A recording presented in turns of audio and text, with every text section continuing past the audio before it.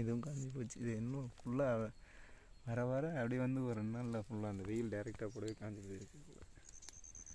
இந்த இதுக்கு பார்த்தா தெரியும்.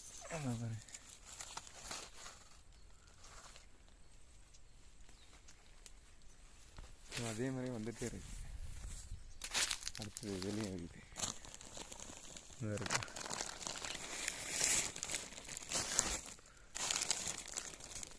உள்ள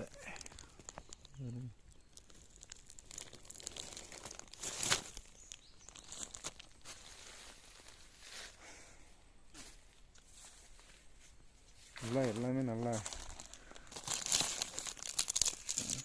உடையிற அளவுக்கு காஞ்சி போயிருக்கு.